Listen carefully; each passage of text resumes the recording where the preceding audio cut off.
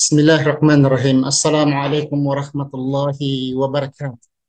Mga kapatid, sa Islam na katuruan, si Adan ay nagmula sa putik.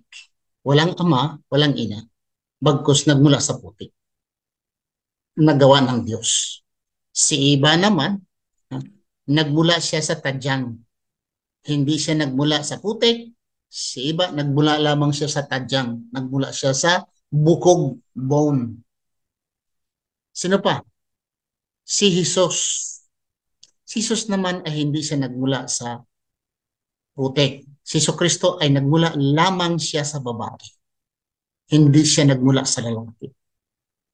If God can create a human being out of dust or out of clay, and he can make a woman from the rib or from the bone, why he could not make Jesus created from a woman?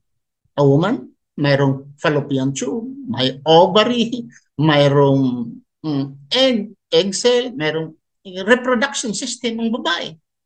The question, why you worship him if Jesus Christ was born without human father? Why you worship him? Si Iba ay galing sa buto. Si Adan ay galing sa putik. Bakit ninyo hindi sinasamba? At mayroon pang nakaligtaan ng mga pastor at mga pari. Pagsamba sa isang tao na walang ama, walang ina, walang simulan, walang kamatayan, hindi namamatay. Di ba dapat sambahin? Si Kristo ay namatay. Itong tao ay hindi namatay. Ha? Yung namatay si Kristo natapos. Ito walang katapusan. Si Kristo may simulan. Saan nagsimula? Sa tiyan, sa pupunan ni Mary nagsimula. May simulan. Itong tao na ito ay walang simulan. Ako ang nagsabi? Hindi. Sabihin naman yung mali ako, ang pag-uunawa ko ay mali. Alam ko naman sa inyo, unawain ninyo Yung sabi kong, yung ibak kung mabango sa inyong pag-unawa, mabango. Kung makain yung ibak, makain. Kahit ano na lang basta pag-unawa.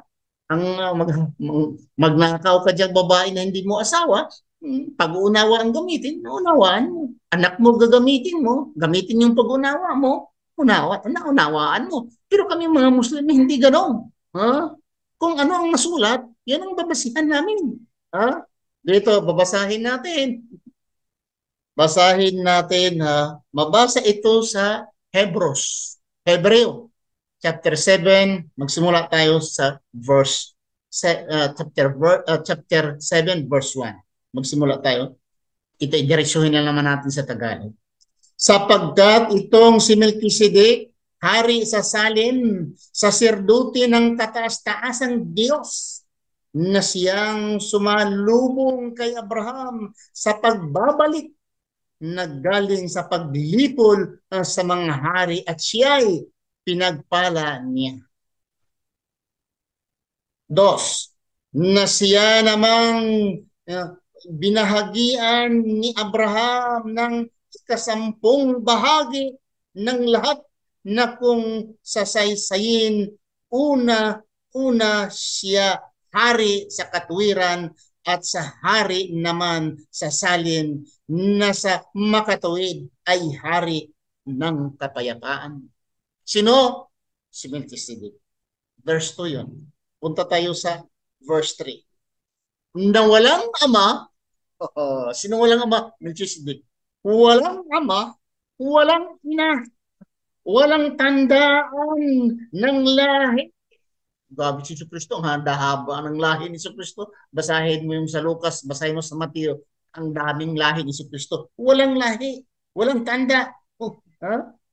Sinabi dito, ulitin ko, na walang ama, walang ina, walang tandaan ng lahi at walang pasimula ng mga araw ni katapusan, without beginning, without end of days, sa English. Katapusan ng buhay. Datapwat naging katulad ng anak ng Diyos, ay nanatiling saserdote magpakailanman. Walang ama, walang ina, walang lahi, walang there's no generation. You must worship Him. Sabihin mo, hindi ako nakakaintindi. Sige, maghakot kayo ng interpretation ninyo. Dagdagan ninyo ang problema. Alam ko naman kayong mga Kristiyano, pag nagbabasa kayo, ang iniintindi ninyo, yung hindi mabasa. Yung mababasa, buburahin nyo sa isip nyo at sa mata nyo. Gawin mong tama yung hindi nababasa at hindi nyo naririnig mula sa Biblia. Naririnig nyo sa pastor, naririnig nyo sa inyong pangulo, yun ang papakinggan ninyo. Pero tandaan natin, isang tao walang pinagsimulan ng lahi, walang katapusan, walang simulan. Ha? Siya ay si Melchizedek. Walang ama, walang ina. Dapat sambahin ninyo. Ha? Sambahin ninyo. Ito'y tanda natin mga kapatid na talaga ang Biblia nakakakalito. So maraming salamat sa inyong panonood. Please share. Assalamualaikum warahmatullahi wabarakatuh.